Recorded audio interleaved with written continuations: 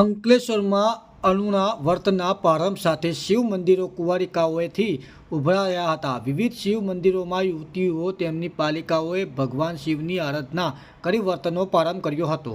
બાલિકાઓએ પરંપરા રીતે જવારાની પૂજા અર્ચના કરી વર્તનનો પ્રારંભ કર્યો હતો।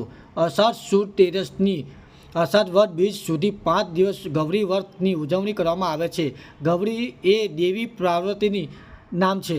5 વર્ષની ઉંમરથી નાની બાળાઓ ગૌરી માનું પૂજન કરીને 5 દિવસ અણુનું વ્રત રાખતી હોય છે।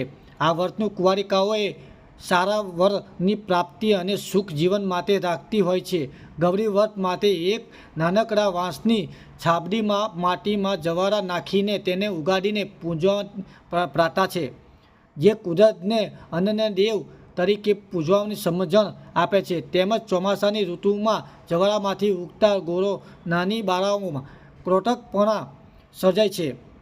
તે બીજીમાંથી વૃક્ષ બનાવવાની પ્રક્રિયાનો અનુભવ જાતે નિહાળે છે અને તેની પૂજામાં પ્રક્રિયા માટે સન્માન ઊભું કરે છે। ત્યારે અંકલેશ્વરના અંતરનાથ મહાદેવ, માર્કંડેશ્વર, રત્નેશ્વર મહાદેવ, માંડકરેશ્વર મહાદેવ મંદિર સહિત વિવિધ શિવાલયોમાં સવારથી કુંવારિકો મોટી સંખ્યા જોવા મળી હતી અને પૂજા અર્ચના કરી વર્તનો પ્રારંભ કર્યો હતો।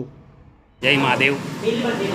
આજ રોજ અષાઢ સુદ તેરસથી લઈને અષાઢ વદ બીજ સુધી ઈશ્વર પાર્વતીનું વ્રતનું ઉત્સવની શરૂઆત થઈ છે। 5 દિવસનું આ વ્રત છે।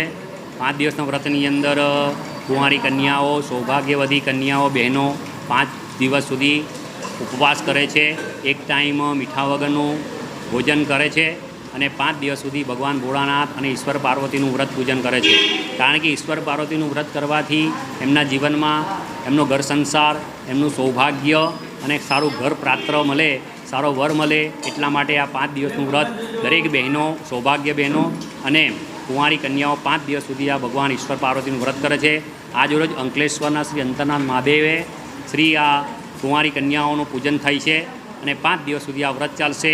5 દિવસ વ્રતની અંદર એક ટાણું ભોજન કરીને દરેક કુંવારી કન્યાઓ પોતાનું જીવન સમર્થ સતર કરશે।